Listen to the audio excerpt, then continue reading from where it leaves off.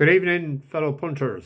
Mickey D with you on Friday before Cheltenham 2022 with three selections for Saturday, the 12th of March. Just about 4:15, I'm just in the door, so I'm going to have a quick bite to eat and I'm going for a couple of Friday evening scoops. I haven't done it so far this year, so this evening is the time. We've two rolling tonight. Big priced horses, so let's hope one of them could get a place anyway, or the two, or if the two of them win, it would be a Klondike altogether. I seldom put them up unless they have a chance, so they have been placed at the track before, and that was my logic behind doing what I did. Anyway, Janato was unlucky last night, I thought as well. It would have recouped a bit for us yesterday. Danny Tudhope, that's twice in a row. I don't know what's he going to do to get a win out of that horse, but we'll have to maybe give it one more chance. I thought he was the best horse last night, but he finished second. Got a shocker ride. Anyway, on to tomorrow. The 150 at Sandown is a novice handicap final, 2.5 mile. And they won't be having the handbrake on because it's 45,000 I think for first, and the 17 for second, and there's 8.5 for third. So these are horses that's going to be trying to be winning tomorrow because they didn't go to Cheltenham next week.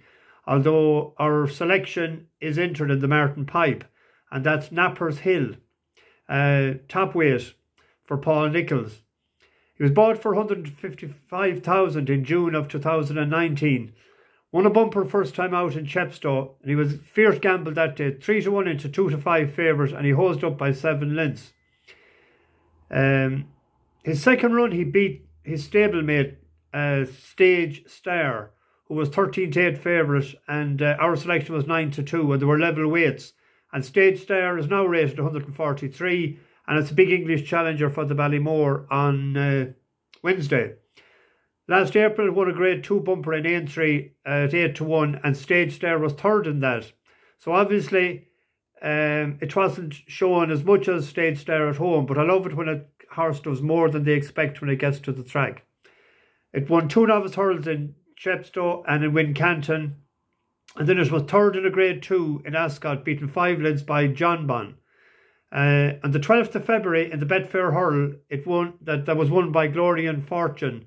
It finished 6th, which was a good run for a novice, and it was just behind Soaring Glory, who had won at the previous race, and it was ahead of the likes of Broomfield Burg, and that's rated 134, and Ryani Una since has won by 7 lengths of 122. Tritonic and 50 Ball were behind. It's stepping up in trip like for the up to 2.5, but it's out of a mare that there was a Swamp Fox a few years ago trained by Joe Murphy, and that was rated 143 when it won over hurdles at 2.5 mile. So the step up in distance won't be an issue. There's 11 of the 17 are first time in a handicap. So I never back a horse that's first time in a handicap because you don't know how well they're rated. It worked to our advantage during the week, and it's something similar So of the 6 that I had to work through, this is the one I came up with. It's rated 134. It's top weight, but with Stage Star being 143, I think there's room for improvement there. Nicholls likes a winner on a Saturday. The stable is going well. It's a 5-1 favourite with some bookies, 9-2, but it's generally available at 5-1. I think it's 5 places most of them are paying. I think it's a safe 2-point each way play, and should be definitely in the first 5, if not winning. I don't want to put it up as a 2-point win just for fear the week before Christmas that we give back some of the winnings that we got during the week. Following on to the 335 at Sandown, it's a listed novice handicap Chase, 2 miles 4. Danny Kirwan for Paul Nicholls as well. It's been a horse I've been following, and since it ran first time out. It won a Pint to Pint in 2017 in Ireland, and it has won on soft, but it seems to be better on better ground. It won from the front in Wincanton the last time. It jumped fierce bowl lay and it wanted to win. You could see it. Now it'll give you a heart attack having it. I had it back the last day, and Jesus.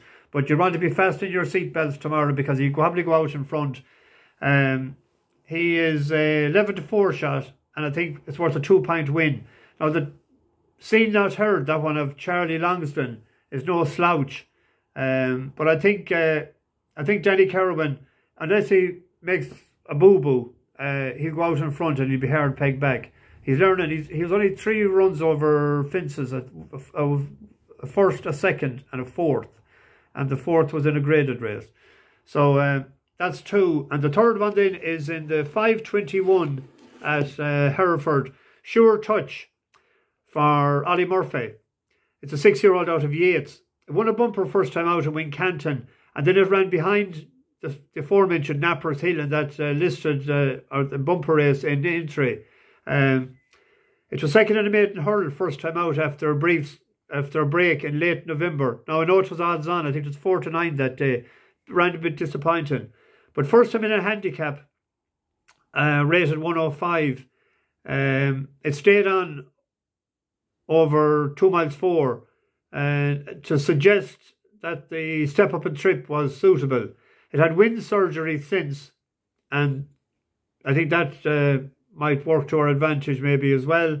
It's a run-of-the-mill handicap, but he's top weight. They don't put top weight on an ace. It's 5-2. We can go a 1-point win on that and a 1-point treble on the 3 of them.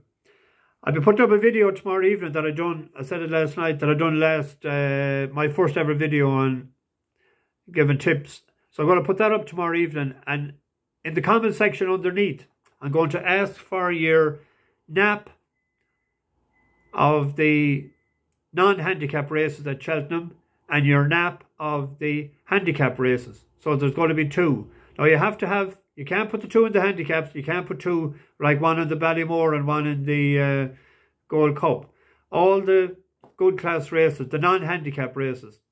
And the cross country will include that, and you'll be including the fox hunters as well. All other races, all handicap races. And the winner of that will be decided on the points, the price of the winners, of the 2 winners. And I'm going to give a €50 bet on the Midlands Grand National the day after Cheltenham is over. So that is something as an appreciation for the help you have given me in starting off this journey. There's good few subscribers and there's a lot of good comments and everything, so hopefully we can continue. I was going to tell you a joke, but I don't have time. I'll tell it the next evening. Right, there's the 3 I'll post. I want to get up and get the dinner out and get out for a couple of scoops. Biggie D, bash the bookies. Over and out.